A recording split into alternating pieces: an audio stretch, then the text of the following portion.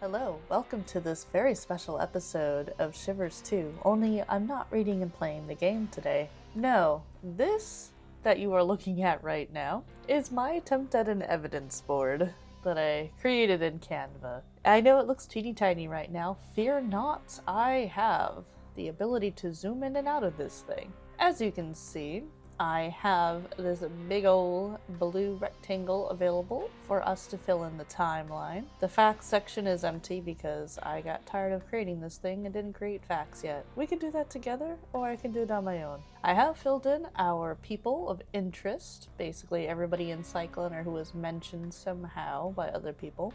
And then in here, I have all the events with dates as best as I could make out and take note of. There are some things that are still unknown. So I will be taking these little post-it notes and pasting them onto the timeline so we can get a better idea of what happened when. And that will help us figure out who might be causing all the mischief in town. At least that's the idea. That's the theory of it. Who knows? But I've never done one of these before. I'm kind of doing this on the fly. Hopefully this is going to turn out to be something kind of fun. So let's get started. So these are in no particular order. They're just as I recalled and as I looked them up and created the little note cards. I'm going to start with this one right here. Car accident. This was one of the events in the game on that incident report. This is when we found out Nora Hicks and Wharton died, and that she was hit by Charles, George, Tad, and Phil outside the bakery. And that was August 22nd, 1992, at 3:55 a.m. So this one, I'm gonna put right here on the timeline. So that's pretty much the first thing we know that happened, other than obviously real world events that you can imagine. That's going to be our first one. Everything after this should be in 1997. What's my next one? Ivan Spencer goes missing. He was last seen by George Belair's at the barbershop. This was on 7/12/1997 at 5 p.m. So we're gonna place that on the timeline. I have a funny feeling there are some events that might come before this. So let's kind of put it out over here for now. See how complicated this gets. Alright, here's the next one. Our vacation begins. Okay, so this is based off of the calendar that we found in our room. It had every day checked off up until the 21st. Let's drag that over here. That's going to be kind of one of our last events. Put that over here-ish. So we kind of have a start, a middle, and an end. Let's see what's in the middle. Speedy photo receipt, that was dated 8/20/1997. This might seem like a minor thing, but if you've ever watched lots of detective shows or, even made your own evidence boards or solved mysteries, you might know every little detail sometimes makes things click together. So I try to accommodate for those sorts of events as well. So yes, I do have the speedy photo receipt date. That was 8/20. Okay. That was like day before, right? Next one, we have Trip Cyclone arrives at Cyclone. This is in June of this year. I'm going to say this year on accident a lot, because I guess I'm just living in this game now. It is 1997 in my mind. It's not 2024. So, this is going to happen before our Spencer event. Let's drag that over. And this timeline's not going to start getting too interesting until we've placed a lot of these pieces. Let's put June like here. Let's put June here. Leaves plenty of room for July, I think. Okay. Now here's one. Teresa gone, question mark. This was from that gas station calendar. Some of this information is not going to necessarily be verified or official, right? Because we're getting it secondhand from whoever was writing down notes and from things we pieced together. So this is based off of Richard at the gas station was putting on the calendar. So we think Teresa was gone on August 14th. But what I wrote down here is that she could have been missing earlier than then. That was just when he found out, I think. So the time period, she could have technically been missing anywhere between August 9th up until August 14th. Let's put that here and go back. Now we know that the landslide blocks the road on August 15th. That's been documented in a couple different places. I think it was in Pearl's ledger, and it was also on the gas station calendar. It might have also been mentioned somewhere else, but this is pretty definite information. This happened the day before Teresa was gone. Sorry, I can read. This happened the day after Teresa is gone.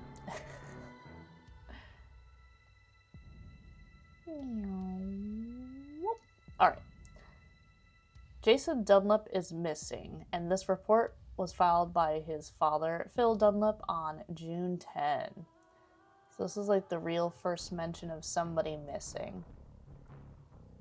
This happened before Trip Cyclone arrived. So Jason goes missing, Trip Cyclone arrives. That'll be important with some other notes we're about to see. I'll start with this one now. Jason Dunlap was last seen on June 9th at 10 p.m. at Devil's Mouth Canyon by Bert. And then there was some evidence attached to this report of missing person. It was a torn red cloth, and it was found by Richard. So last seen by Bert, but evidence was found by Richard. I don't know what that necessarily means, but I thought that was important. Bert didn't find the evidence, Richard did. And Richard works at the gas station. Jason also worked at the gas station. Interesting, right? I also think it's interesting because the incident report mentioned what people were wearing, and Jason wasn't wearing anything with red on it. So why is a piece of red cloth a piece of evidence? Is it perhaps a piece of evidence because it's unexpected? Maybe that was somebody else's shirt that was left at the scene. I guess at Devil's Mouth Canyon, right? Not at the gas station. There we go, making some new connections now. Alright, next one. Dave borrows gas station tools on 8/16. Actually, I forgot what the interaction was between Dave and Richard was. This might have been the only interaction, to be honest. Dave borrowing the tools. I can't remember. This happens after the landslide blocks the road. I can tell we're already going to need to space some of these out. I'll do a lot of fiddling as we go. Next one. Richard works on Stewart's car, calls him a jerk. So that happened on 8/13. So this one, I'm going to put it here. Even though I have sort of like a range for Teresa possibly being missing, I'm going to go by the date that we actually have written down somewhere, 8/14, so I'm just going to put this right before. Maybe important, maybe not to consider. Okay, next one. Charles Spencer has insurance policy canceled due to a settlement to Max Warren in 1995 and a fire claim on CS Appliance. And this was on August 1st, 1997, per that letter from Frank Talbot, who I think might be related to Richard Talbot, but we don't actually have that verified anywhere. So we need to move this over to our August events. Alright, next one. Trip Cyclone meets with Stewart and Darkcloud outside the old dance hall. This one has a question mark. I think this is the first one with a question mark at the actual date, because that was my best guess. I forget how I guessed that. This, okay, I'm going to put it over there. Actually, you know what? No, I'm not going to put it over there. I'm going to leave this one here. I decided I'm skipping you. There are some events with unknown dates, and hopefully as I figure out the other pieces, it'll help me determine, oh yeah, that is the correct date. Maybe not, I don't know. Might have to actually bring up the screenshots I saved of key pieces of evidence. Anyway, we're going to skip it for now. So the next one has a question mark too. This event is when Trip Cyclone visits Stewart about Olivia being missing. So this is based off of the journal entry I think the one right next to it is 2. And what's weird about this one specifically is in the journal Wendy wrote, she said that they were going to visit Stuart on August 18. That's when she dated the journal entry as, and she said that night they were going to talk to Stuart. It's like, oh, it should be 8/18, but you'll see with some other events, it doesn't quite make sense. Anyway, moving on past that one. Here we have Darkcloud sponsors the band, June 23rd. This is known. Well documented in the journal and in Wendy's letter. Which might have been dated for the next day, but that's just because that's how mail is. You know. Okay. In between those two. Next one is couple from motel going missing. And the couple was from New York. I wrote that there because I don't know if that's important, but that's how to distinguish them, I guess. This happened June 12th per Wendy's journal. So they went missing after Jason went missing. It's also the same day that Trip's cyclone arrives. There we go. So they arrive and they find out, oh, hey, there's people missing. That's probably causing a stir in the town. What next? Here we have Ivan Spencer missing report filed by Charles on July 13. And a mention of the evidence being the ink footsteps with the 12-inch foot. I don't know what song or whatever I'm going to have playing in the background, but I have one of the really obnoxious Trip Cyclone songs stuck in my head. The one that's Get a Grip. I just keep hearing mama, mama. It's driving me nuts. Sorry if I just inflicted you with that screen pain. Okay, next one. Desert Bell upgrades phone lines, 8/18 to 8/27. So I'm going to stick this with the begin date on the timeline. This is a noteworthy one because there's a date discrepancy, heads up, after Dave has borrowed some gas station tools. Okay, next event. Richard's second date with Teresa is canceled, August 12th. Do we care? I don't know. What does it help us understand? Bah, I forgot what I was going to say. Forgive me. I do know, that's kind of the reason why I have this date range for when Teresa is gone. Because Richard had dates scheduled to go with Teresa, but they were canceled. Thinking back now, I'm pretty sure it's just because George was insistent on her doing stuff, I guess, at the church. Because that one voicemail message where you can hear him in the background. She's like, I'm sorry, I can't. I gotta get rid of the gum on the pews or whatever. But anyway. Okay, Richard's date with Teresa is canceled 8/10. So he had 2 dates within 2 days of each other, and they both got canceled. And unfortunately, because of the voicemail system, how it works in this game, it doesn't tell you the date a voicemail was left. You just only know which is a new message and which is an old message. Not helpful for my purposes, unfortunately. Alright, Richard Talbot's mother is gone, quote unquote, August 9. Why is it in quotes? Because he just wrote mother gone?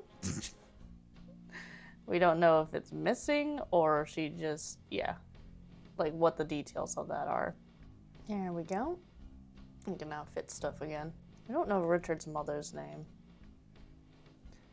We do know, however, that Richard Talbot's father also is gone, and that was August 7. Even though the voicemails don't have timestamps, if we recall the voicemail I was just talking about with Teresa left to Richard, on that voicemail, Teresa says, wait, your mom and dad are gone? That's cool. Or something to that effect. There. I don't actually know where Richard's parents live.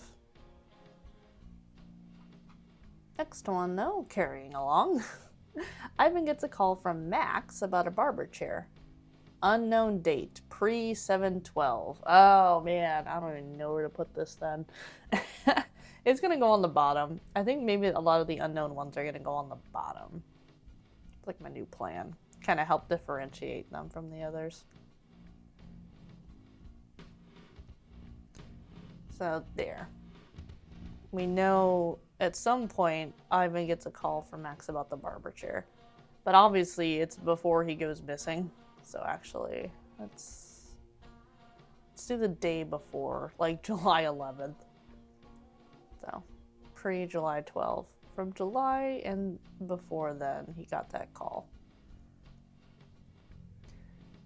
Then we have Richard returning to Cyclone after August 15. He had to climb over the landslide, and we know this because Phil said it on a voicemail to Andy. People complaining about being cut off and stuff. So at some point, Richard actually left Cyclone while these events were going on.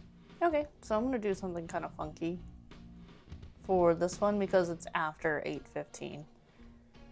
We don't know when he returned. We just know it was obviously after the landslide, which happened August 15. So I'm going to put it like this, where it's like an unknown date, basically. Kind of straddling that date in future dates. Okay. Next event, Ivan did not come into the cafe on July 12. A shocker, it could be because he went missing that day. So the report that Ivan Spencer was missing was filed on 7/13. And we know based off of voicemails and Pearl's ledger that Ivan didn't come into the cafe the day before. So we suspect that he went missing that day. But he was last seen by George at the barbershop. Next event, Jason Dunlop is given management of Gusty Gas by Phil.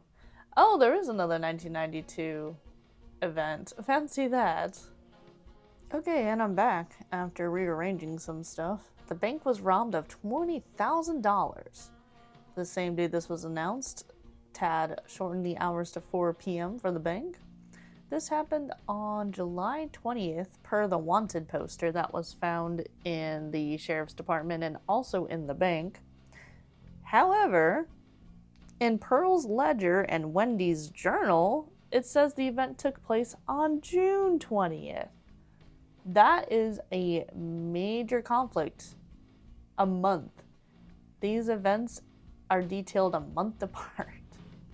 What is going on here? It's not like the bank got burglarized twice, right? We're gonna go with the sooner date for now. June 20. And then we can always push it back later. But I'm gonna put it down here because that's definitely questionable, right? Why are official sources saying one day, but unofficial sources, and by that I mean basically people instead of the government or the newspaper, why is there a discrepancy there? Suspicious.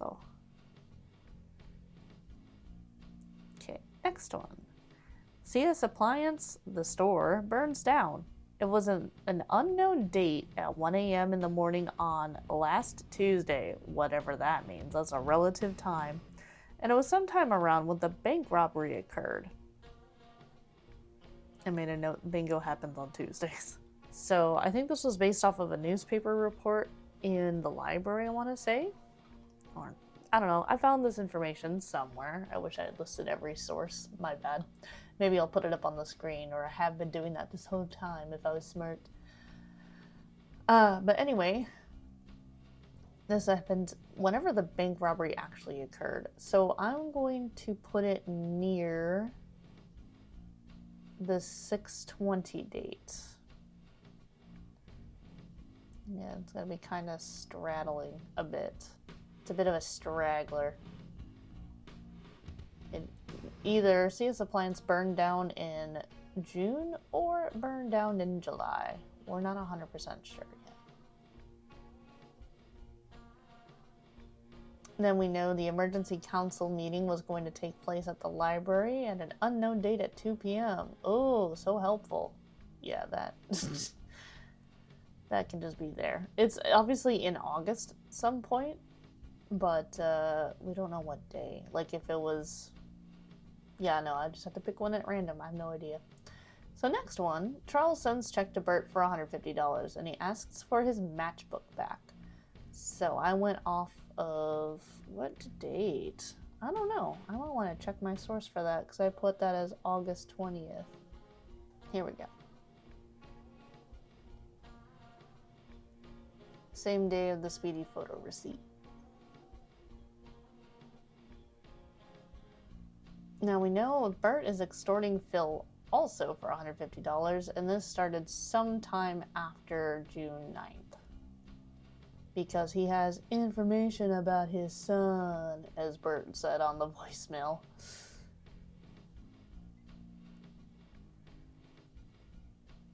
Am I confident to put this here? No, but I'm going to put it down here. Has a little bit more evidence backing it up, but I still don't know. Next one. Pearl gets satellite TV on July 8th, but Wendy's journal says they get them around July 10. Oh, discrepancies are so much fun, aren't they? And I can't honestly say if it's intentional or not by the makers of the game. You know, there's always that to consider. Mistakes happen. But it is a discrepancy nonetheless. And I think what's happening, based off of what we heard in the savings and loan, the bank, I think not everybody got them at the same time. Even though Pearl was like, yeah, everybody's getting their TVs tomorrow, it's like, maybe not. Maybe they were delayed. Some people rolled out sooner than others. Who knows? But anyway, alright, there we go. I'm just putting it there. This doesn't have to be perfect. You see how evidence and conspiracy boards look. They get very messy. Alright, so I'm gonna look at this one next. Stuart arrives July 8th. That was probably confirmed by Wendy. July 8th. Put it right about here-ish. Oh, how funny if Stuart was related at all to that. I think that's a coincidence. Stuart arrives July 8th, and then Pearl gets satellite TV July 8th. Anywho's. It's fun seeing this stuff line up, isn't it? Next event, Flagstaff authorities look for missing couple, but then they leave shortly thereafter. That was found out in Wendy's journal, dated June 16. Let's zoom out real quick and see what we got going on. Yeah, look at that. We're like halfway-ish done. Let's keep going. Keep going. Alright, I'm gonna do this one next. William goes missing during camping trip with Richard, July 14th. So William is son of George and Babs Belair's. Forget about William all the freaking time. At the beginning, I actually got him confused with Richard and Jason. It was really funny. I try not to let on about that. Cat's out of the bag now. Losing track of people very easily. And we're gonna squish him in here. There. There was no missing persons report written for William. Next one. George deposits $700 on 7/17. Again, does that matter? I don't know. But there was a exchange between Tad and George about books not adding up. So I thought that was worthy of putting down. There. That's back in order again. How many people are going to be making fun of me in the comments? I don't know. I'll get to find out. Thank you, anybody who is there to point things out. If by the end of the video there's still nonsense going on that I didn't catch. Alright, next one. Bert in jail says Ivan is a petroglyph like Jason, and this was overheard by Mike on July 13. That must have been another Wendy journal mention. Beautiful. Next one. Long distance phones are out. We know this because on August 12th, this was reported by Pearl and Wendy. So isn't that interesting? We're going to see in a second why. The Desert Bell upgrades for the phone lines, they said that that was going to occur starting August 18 through August 27. And so the calling out was going to be affected, but not the intercalling within the city. So why in the world are the long-distance phones out on August 12th when Desert Bell was upgrading on August 18th? Did somebody tamper with the Desert Bell system? Or did they start sooner than they said they were going to? I don't know. Discrepancy. Alright, let's see our next event. George pays Andrew $200 and Bert $150. This was found on his checkbook, just like with the $700 deposit. I sense I'm going to have to start moving things again. Surprise, surprise. And then we also know George pays Andrew $200 and Bert $150 August 1st. I also made a note that leaves him with a positive balance, $347.94, and there weren't any new records written after August 1st for whatever reason. But Bert says that the last check that George paid bounced. Isn't that peculiar? Okay, the first of the month, people are getting worried about being able to cover expenses, huh? Ain't that the truth? Alright, here's a really long event. Dave and Wendy talk to the spirit. Oh, maybe I don't do that one. Okay, never mind. I'm gonna actually start over on this side instead. Scratch that. Next event. Ivan's birthday happened recently. Keith was going to bring a cake and was invited by Spencer. I don't really have a good date for this. I do know that it is before he went missing. That's it. Because obviously Spencer wouldn't leave a voicemail for his dad after he went missing, right? So that was pre-7/12. Or pre-7/13, I should say. Actually, you know what then? I will put it on here. Right there, right underneath whenever Max called Ivan. Next one, Dave follows Darkcloud into the ruins, overhears that the music videos are used to lure people into the canyon in order for him to use his power on them. So that happened August 1st. You know, how's Darkcloud supposed to pay his bills? He's also worried, so he's convening with spirits on August 1st. I'm so dumb. Alright. Next one. Richard's dog is missing. Maybe killed and sold as meat at the market? That was a Wendy journal entry. I think I'll stick with tuna. God, that was funny. Who would do that? Alright, there he is, right after August 1st events. Next one. Dave tapes the chanting that Darkcloud does in the ruins. The spirit also talks to Dave about the warrior, and Dave notices a sand painting. This all happens on August 8th. I found out this information in the journal because I had to decode those numbers, right? If you recall, I'll have the image up so you can see what I'm talking about. It was actually really straightforward. You know how Wendy always ends every one of her messages with her code, right? So I just figured out all the codes for the names of the band members, and then it was pretty straightforward from there. Let me actually say it along. On August 5th, when we go up into the mouth again to do pickups, Dave is going to follow Darkcloud back into the ruins, this time with a 24/5/29, that is tape. 22/9/7/19, 22/8/9/22, that is recorder. So Dave went back to the ruins with a tape recorder. That's where I got that information. That was August 5th. Well, that's when he was going to anyway. So then August 8th is when he actually does it. That's why I wrote this here as August 8th. And the journal entry reads, "It took forever for Dave to come back tonight. He managed to get all the stuff on," and I'm not going to say every single number here, so I'm just going to read what the sentence says. "He managed to get all the stuff on tape, even the Anasazi Indian words that Darkcloud used to call up the spirit." Alright, we finally have an event with Olivia. Olivia goes out with Stuart to gather intel on Darkcloud, supposedly. Everybody thinks that she's totally into Stuart. We kind of have reason to believe that, don't we? That happened August 8th. There she is. Now we know Mrs. Matthew goes missing on August 10. And that's another date that's going to come up in regards to George and Tad, and I think Bert later. There we go.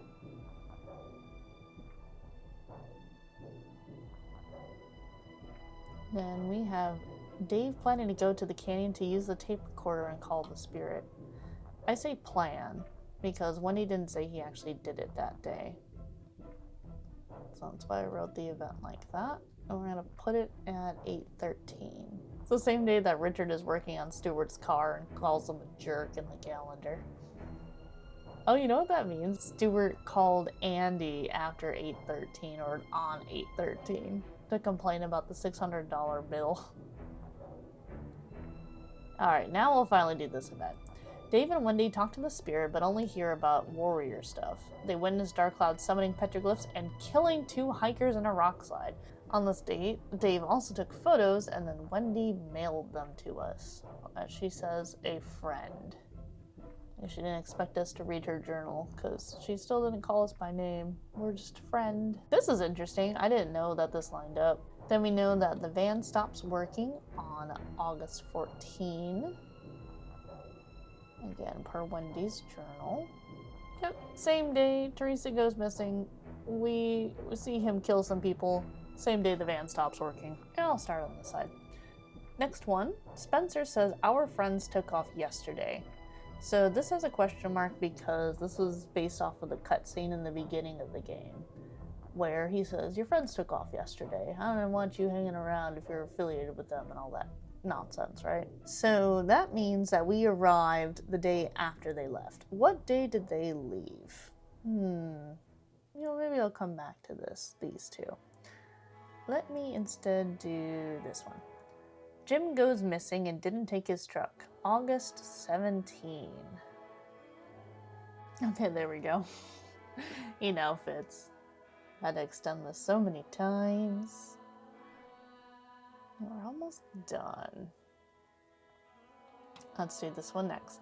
Olivia goes missing. The band plans to leave that night. They plan to visit Stuart at the motel first. So this was documented by Wendy in her journal, 8/18. So that's the day that the band leaves, or at least plans to leave that night. But they also plan to meet up with Stuart. We don't exactly know what went down on this night. So this is supposed to be the night that they leave, 8/18. That's when they leave, right? Now we're going to go back and look at one of these other events. When we show up to the motel, Spencer says our friends took off yesterday.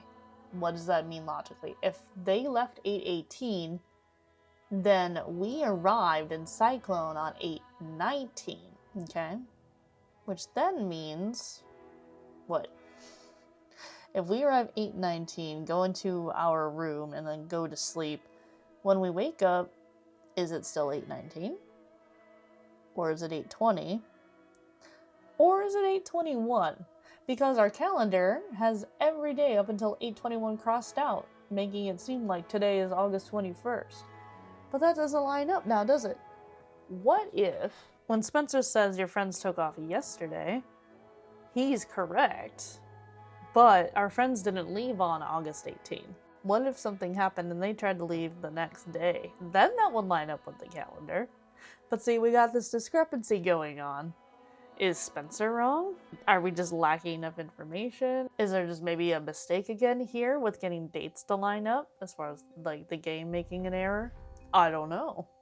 But that's why these have some question marks, and I wasn't sure where to put the day that they visit Stuart about Olivia being missing either. Now, I will get rid of this one because we do technically have that on the timeline as 8/18. Fine, okay. That's when they planned to see Stuart. But when they actually saw Stuart is up in the air. Actually, I'm going to undo that. I brought it back from the grave. I will put this on there, because that's going to be important for us to remember that that's a missing piece of the puzzle. But yes, definitely unresolved. I made it bigger, so it's straddling 8/18, 8/19, and 8/20. What else have we got? Again, I'm going to get rid of this one that says our calendar has every day up until 8/21 crossed out. I'm not going to bring that one back. And then Spencer says our friends took off yesterday, 8/20. I will be putting this one on the timeline. Oop, there we go. 4 more left, 4 more. For this event, Ivan shows off his silver coin collection today, which is an unknown date, because this was in a newspaper clipping with no date on it, found in Ivan's barbershop. Can we, I don't know, estimate any kind of time that this might have happened? It's hard to say. I want to say it's pre-712. Or sorry, pre-713, my bad. Unless when Andy went in there, maybe he dropped it. But would anybody bother going in there? I don't know. So this really, I don't think it is something that I can put on the timeline. Except pre-713, like I first thought. And why? Because Ivan obviously couldn't have shown off his silver coin collection after he went missing. There we go. Okay. Logic finally prevailed. For those of you that have presented before, you know what it can be like. Your brain just kind of goes empty sometimes, and you're talking, then you're like, wait a minute, let me actually think about what I'm going on about. Let's put this down here. So at some point he was showing off his silver collection before he went missing. Cool. Another one about Spencer and Ivan. Spencer calls Ivan late at night asking for a call back. When did I date the 713? Oh, yeah, because that was the day that... Wait, 713? Why did I date that 713? This is a voicemail. I meant 712. And it's because when Spencer called, he's like, what are you doing out so late? You really shouldn't be doing that. Call me when you get back. This was the night that he went missing. So we know that Spencer filed the report on 713. I doubt that he did it at like 10 in the afternoon, right? He probably did it first thing in the morning when he found out his dad never called him back and didn't show up and blah, blah, blah. So this is definitely a 712, right? Boop. So there we go. We got that lined up on the wrong day. We've got that lined up on the correct day now. Woohoo! Almost there. Someone called from the cafe to Ivan in the morning of his disappearance. This one's also dated 713. I think this is actually 712. The reasoning here, that's been noted by Pearl in her ledger that he didn't show up that morning. This is what's nice when you're like a person who has a lot going on in your life, like connections with people, you have places that you go commonly, and then you have a change in your habits, then it's just like so obvious. Look, he's got 4 different events going on 712. And here we go, one of our last ones. Phil calls Ivan for a haircut at 1 o'clock and gets no answer. Why do I keep saying 713? It's another 712. I had just enough room. We only have 2 loose ends here that I've identified. We have the emergency council meeting at the library on unknown date at 2 p.m. I reckon that's an August date, but I really can't pin down what date. It could be after August 15, because that's when the landslide occurs, and I bet that's when real panic is setting in with the town. And that's when Pearl called Tad, actually. And then Tad is the one who, I think, reached out to Phil for the emergency council meeting. So that kind of lines up. I'm going to put that in here as a note to myself, but again, I don't think I can put it on the timeline. Likely after 8:15, Pearl calling Tad, worried about landslide. So it's still pretty loose. And then we have Trip Cyclone meeting with Stuart and Darkcloud outside the old dance hall. So this was mentioned both by Gordy, who is a friend of Bert's, noticing somebody with a Kachina mask by the old dance hall. And then I think, oh my god, I forgot. Well, guys, I revisited Pearl's note that she sent to Stuart, and now I'm a little bit more confused about the timing, because it says, last night my nephews and their friends said that they were going to your motel room to look for Olivia, so that would be August 18. And she hasn't heard from any of them since. So she's writing this 8/19, and she says, yesterday she saw them with you, Stuart, over by the old dance hall. And all of you were trying to talk to somebody wearing a Kachina-type mask. The meeting at the dance hall actually took place August 18, from what we can gather. That's so weird.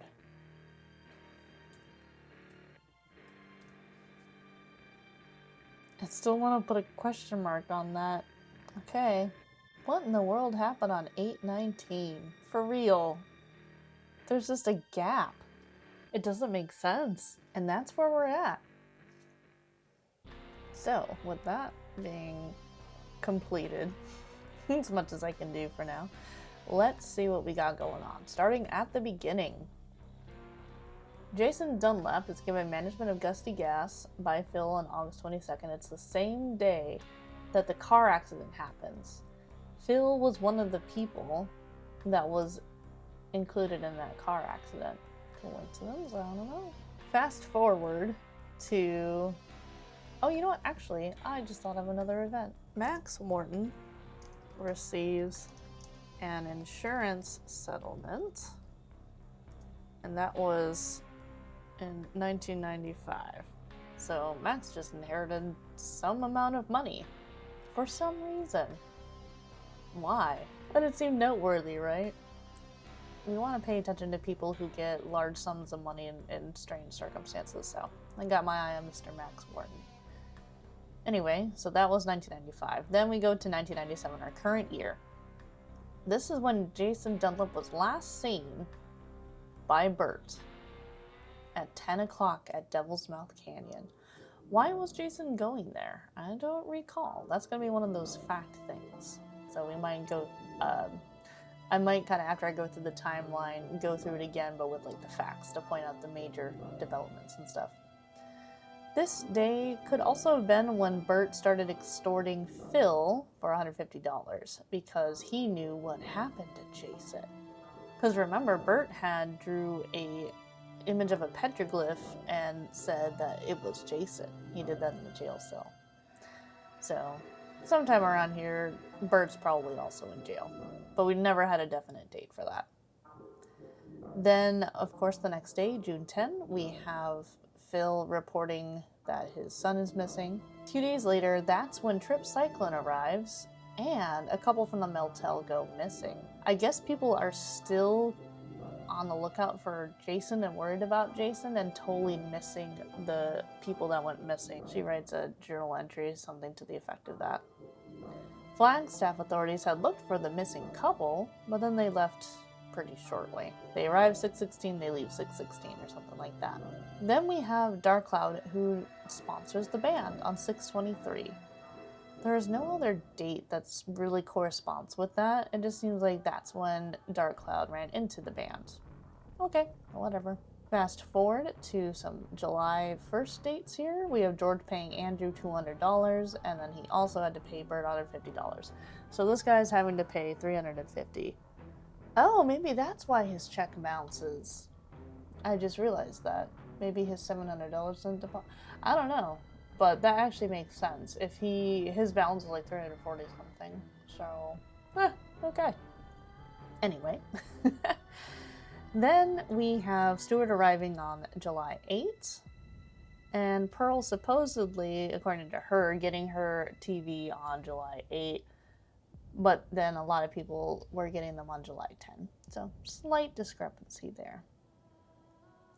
Then we have some slightly unknown things happening around the time Ivan goes missing. Then we do know for sure on 7/12, Ivan is reported as missing and last seen by George Bellairs at the barbershop. He didn't come to the cafe like he always does. And he had somebody at the cafe call in about his missed breakfast that day. Spencer also called Ivan saying that he's out too late and he wants to call back. And then we had Phil trying to call Ivan for a haircut at 1 o'clock and getting no answer. Where are you?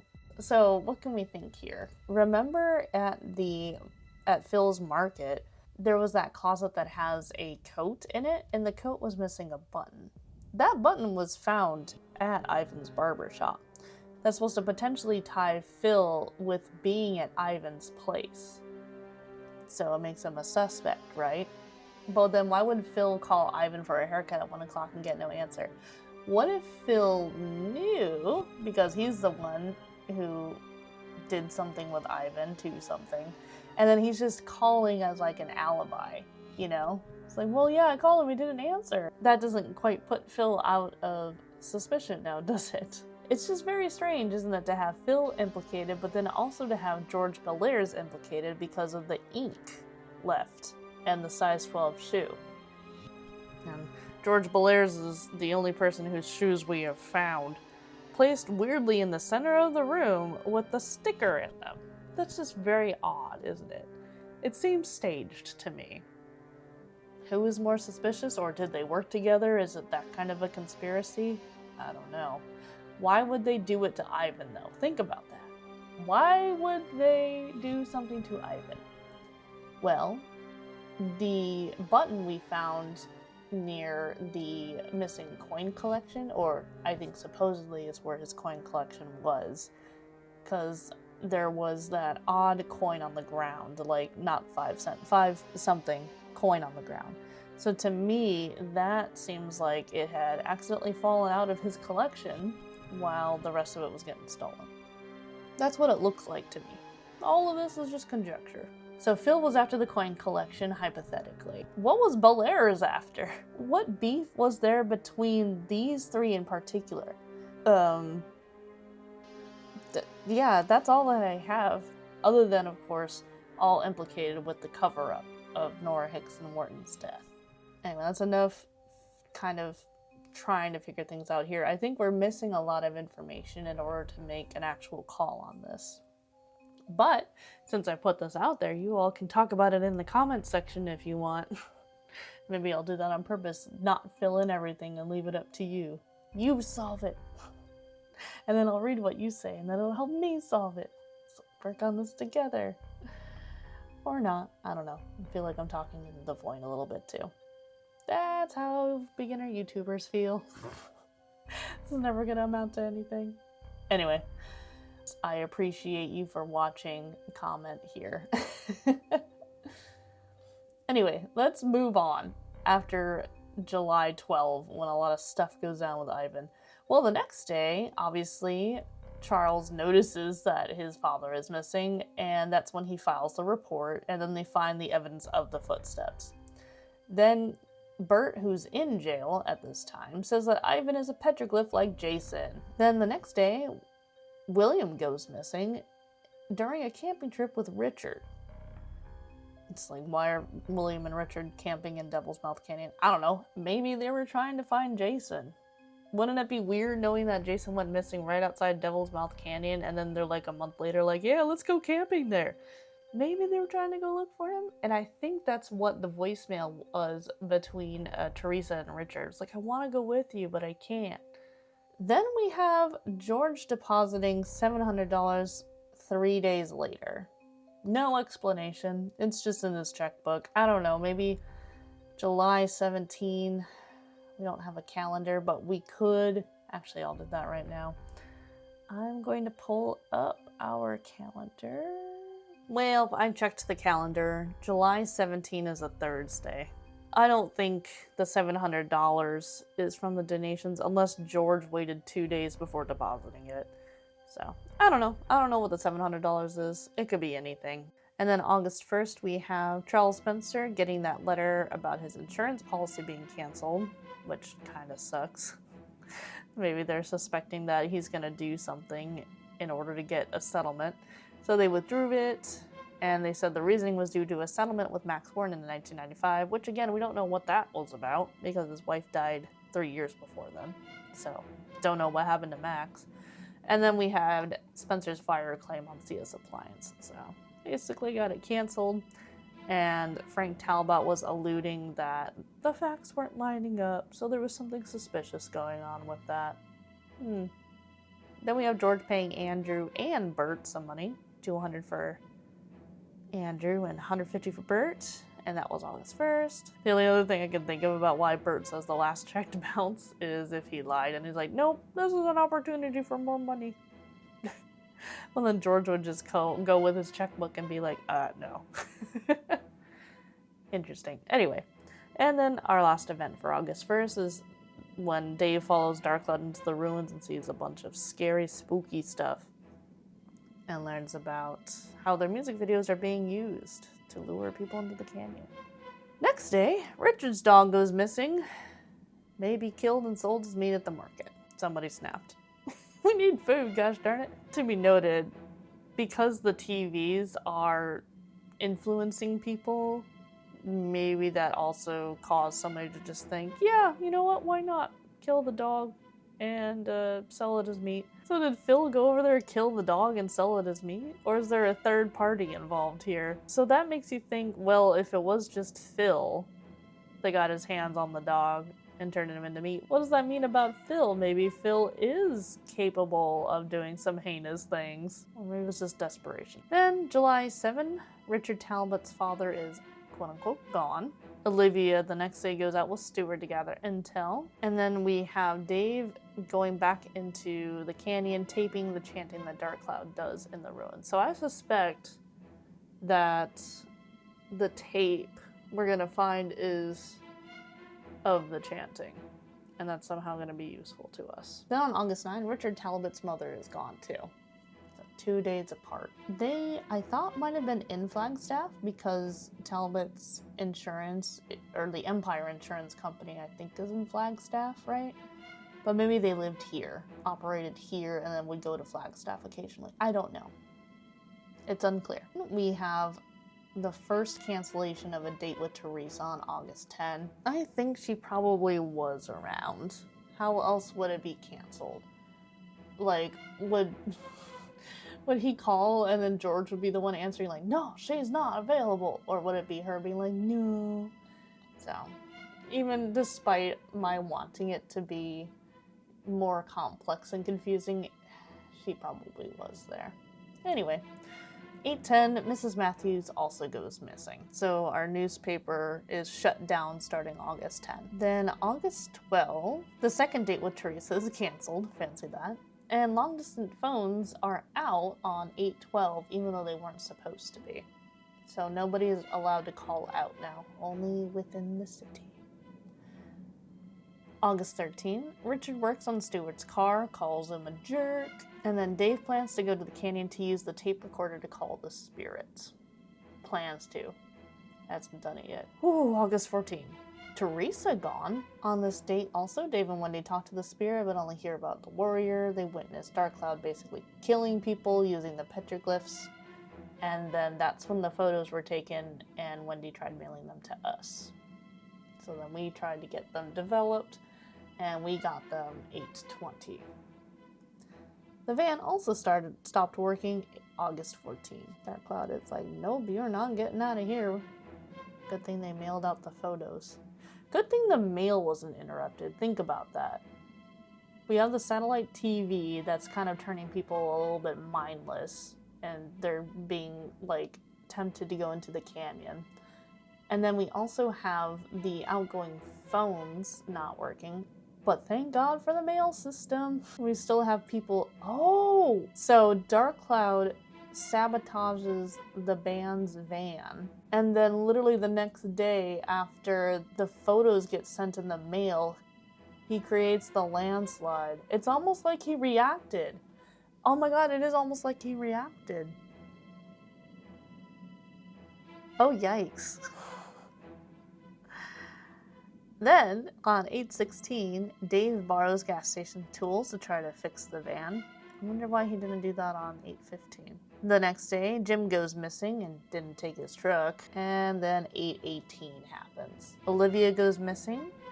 The band is attempting to leave that night, but they gotta visit Stewart at the motel first, which they do, and then they go to the dance hall to meet with Darkcloud. This is the day Desert Bell is supposed to be upgrading the phone lines. Then we don't know what the heck's going on with the next day. On August 20th, Charles sends a check to Bert and wants his matchbook back, and we got our speedy photo receipt. So this is all independent of whatever shenanigans were going on with our friends. And then supposedly our vacation begins at 8/21. What have I been neglecting? Well, all the stuff down here. Whoops, my bad, that was awesome. Some things that we don't know for sure. Bert extorting Phil sometime after June 9th regarding Jason Dunlap. The bank being robbed for $20,000. We don't know if that happened in June or in July. And then when the appliance store actually burned down. So we got lots of alibis and people not paying attention on Tuesday. And that's when the thing gets burned down? This must be what Frank Talbot was talking about with it being kind of suspicious and the facts not lining up. Then we had our discrepancy with when the satellite TVs show up. It's not that big a deal, but it's interesting. Then we have all the things regarding Ivan. Then Richard returning to Cyclone after August 15. So at some point here, Richard left. We can kind of figure out, let's see. Yeah, here it says Richard works on Stewart's car, calls him a jerk on 8/13. Teresa gone 8/14. So he probably left August 14 for some reason and came back August 15. So he wasn't gone for that long. That's what I think happened there, to the best of my estimation. And then of course we have the discrepancies with the visit with Stewart, and then Spencer saying our friends took off yesterday. So that's where we're at right now. Kind of zoom out and show you guys. So here is our incomplete timeline. And I say incomplete. We have no conclusion, right? We got some loose ends going on, some weird dates, events that are not tied down anywhere. We don't know what's really happening, other than we have an idea that Darkcloud is behind a lot of it, with the missing people and the petroglyphs coming to life attacking people, but also people being sealed in as petroglyphs. He might be behind the satellite TV thing, maybe, potentially, or he could have just been making use of that, and maybe he has something to do with the phones going out, the landslide, and the band's van getting sabotaged. It all seems to point towards him, but who the heck is Darkcloud? Nobody knows. We have that list of suspects that Wendy wrote down, which is Phil Dunlap, who has some questionable things going on. We have, for him, the dog that went missing that turned into meat that he sold at the market. Suspicious. And then him implicated somehow in Ivan's disappearance and or his coin collection getting stolen. Charles Spencer is a suspect because... why? I don't know. This is one of the town council members. I was saying that through the band's perspective. I don't know if they know that Nora was killed by those four. Like, I don't know if they had access to the incident report that we do. So maybe I have no idea why Charles Spencer is a suspect on her list, but I know why he's a suspect on my list. He has weird things going on with insurance settlements. Other than that, I feel kind of bad for Charles because his dad goes missing, and I don't know, Charles just seems one of those like really rough people, rough around the edges, but he's like, he's still got a heart though. Anyway, next on the list we have Tad Matthews. Oh, the mayor of the town? Yeah, obviously a suspect. He wanted, as we learned, silver mines to get mined out, like to make money for the town, essentially. So he wanted to have business come in.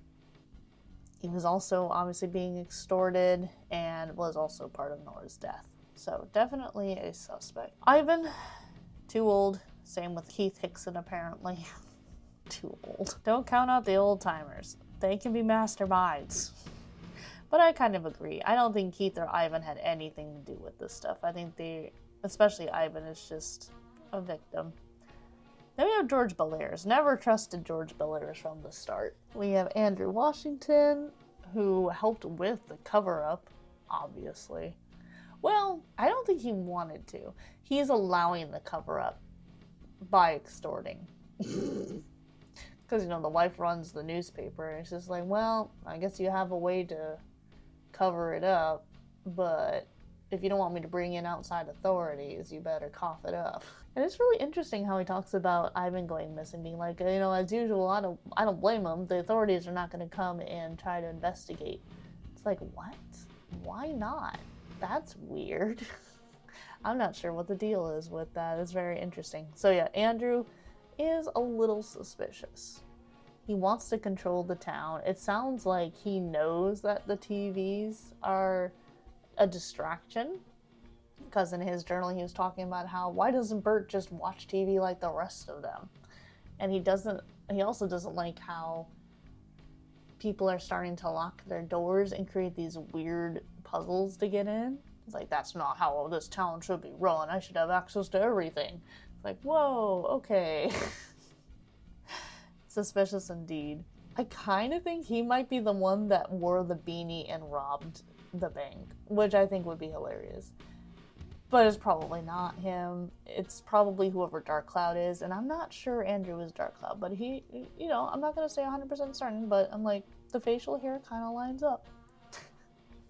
Bert drew him very well. Anyway, then we have Richard Talbot, who Wendy thinks is too dumb. Yeah, maybe. I had more suspicions of him until I did the timeline and I saw he really wasn't out of town for that long. And yeah, he didn't really have a lot going on, all in all, which is really unfortunate. Max Wharton. We don't know a lot about him other than he was the husband to Nora. I guess Andrew didn't want him to marry Nora, so that's a little weird. And he got some kind of settlement in 1995. We also know he reached out to Ivan about the barber chair. We know that he was trying to return some paraphernalia from his wife to her dad. And then we know that he checked out a bunch of books at the library. Why? We don't know about that one, right? But he didn't check out all the books. He just checked out a lot of the books. Because we got our hands on some good ones. So he's suspicious, but it's like, I don't really know what his deal is. Then we have Bert Thompson, who totally... such a character. Winds up in jail, has this theory that the people are petroglyphs, which seems pretty true now, but is also trying to extort people for money about that. He doesn't want to go to jail, I guess, for being poor. I don't know why he went to jail still. And he also left that note to Pearl being like, don't trust anybody, including me. And I kind of don't, because if you compare the handwriting of his note to Pearl, his handwriting in the note in the Bible to the note that's in the bank vault, like the wall safe, I mean, it looks like his handwriting. So Bert's also like, I need that part of my money now. And I figured out how to open your safe, so if I can, then George can. So it's like, okay, Bert's very suspicious. He also had half of the Yanni stone just laying around in his trailer, which is weird. And he has a safe deposit box, which apparently has some answers in it. But he didn't give us the other key. So Bert's definitely one of those, like, suspicious, but it's like, it's almost as if he's trying to help in his own way. And then we have Stuart Wawrinski. Olivia was, I thought, implying that he might be Darkcloud, but she might not have. She might just been having two separate things going on where Stuart kind of broke her heart, and then she's just like, what the heck is going on with Darkcloud? Like, she's finally not obsessed, boy crazy, and is now paying attention to what's going on. I don't know. So those are our suspects. All right, I think that's enough for this part 1, or however many parts this is going to be. So much information, so much evidence to put together, just trying to figure out who Darkcloud is, what's going on in this town, and... Wait, what's going on? Did you really think you were going to solve the mysteries that easily? I already told you. Sleuthing won't help. Only fulfilling your role as the warrior will. If you're so keen on unmasking me, then how about I disappoint you again? Oh, but it's not so bad. I promise that you'll find more secrets. Reasons why this town deserves everything that's happening to it. Then you can try to go back to this precious evidence board of theorizing of yours. You'll need that determination of yours to survive the trials ahead. Let's see how you handle real danger.